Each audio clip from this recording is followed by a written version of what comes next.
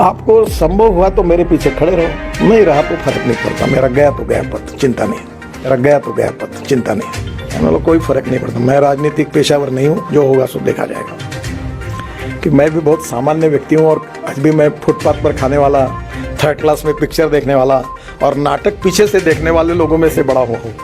तो मुझे वो जीवन बड़ा अच्छा लगता है। जेट प्लस सिक्योरिटी गार्ड अड़चने आती है तो मैं सबको रात को छोड़ने के बाद फिर निकल जाता हूँ फुटपाथ पर, क्योंकि वो वहाँ अक्सर मुझे मेरी औकात की याद दिलाती है। जब गांधी जी अक्सर ये कहते थे कि कानून का पालन तो होना ही चाहिए।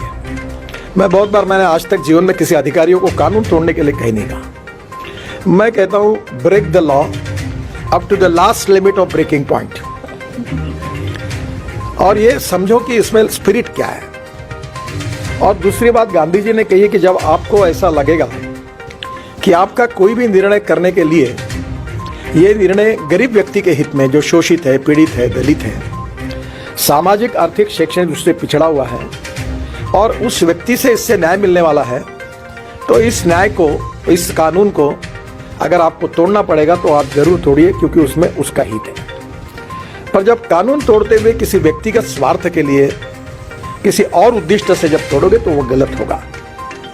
मुझे बहुत अच्छा अनुभव आया। मैं महाराष्ट्र में मंत्री था और अमरावती जिले में एक मेड़घाट तहसील थी और वहाँ 2500 बच्चे कुपोषण से मर गए।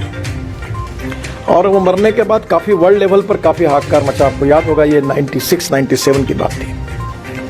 तो हमारे मुख्यमंत्री जो थे मनोहर जोशी, वो मुझे कहते थे कि नितिन, ये कैसी स्थिति है, ये मेड़घाट में 450 गाँव है, एक भी गाँव में रास्ता नहीं है, ये लोगों का कैसे होगा।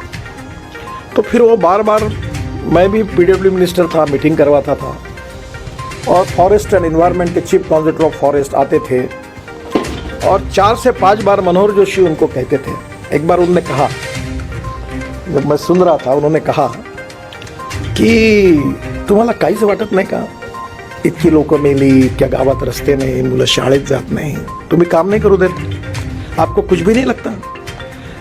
2500 बच्चे कुपोषण से मर गए, बच्चे स्कूल में नहीं जा सकते, वहाँ के किसान हैं, उनका उपज मार्केट में नहीं जा सकती है, इलेक्ट्रिक की लाइन वहाँ नहीं गई, सब काम आपने रोक दिया फॉरेस्ट एनवायरनमेंट एक्ट के आधार पर, आपको इसका कुछ भी नहीं लगता आपको। तो चीफ कॉन्जर्वेटर ऑफ फॉरेस्ट ने कहा कि sir, I am very sorry, पर मुझे आपको जवाब देना है तो यही है कि I am helpless, I can not do anything. तो मनोहर जोशी जी आगतिक हो गए।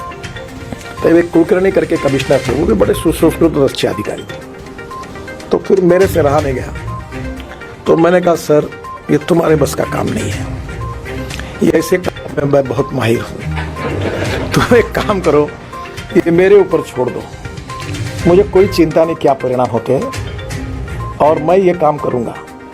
आपको संभव हुआ तो मेरे पीछे खड़े रहो, नहीं रहा तो फर्क नहीं पड़ता, मेरा गया तो गया पद, चिंता नहीं। मैं गया।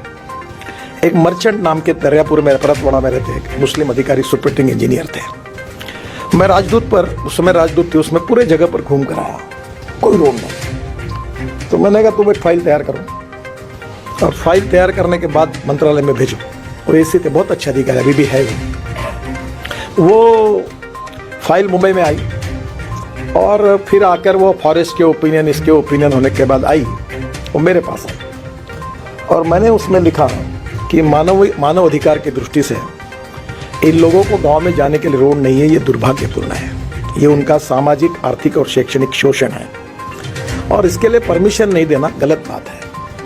और इसलिए मैं मंत्री होने के नाते ये निर्णय देता हूँ कि आप कुछ भी कहे, मैं ऐसा आदेश देता हूँ कि यह 450 गाँव में रोड बनने चाहिए और इसके बाद एक्ट के आधार पर कोई अगर इसकी रिस्पॉन्सिबिलिटी फिक्स अप होगी तो मैं जब तक मंत्री हूं तब तक और उसके बाद में भी ये व्यक्तिगत मेरी जिम्मेदारी होगी और उसके लिए मैं जिम्मेदार रहूंगा।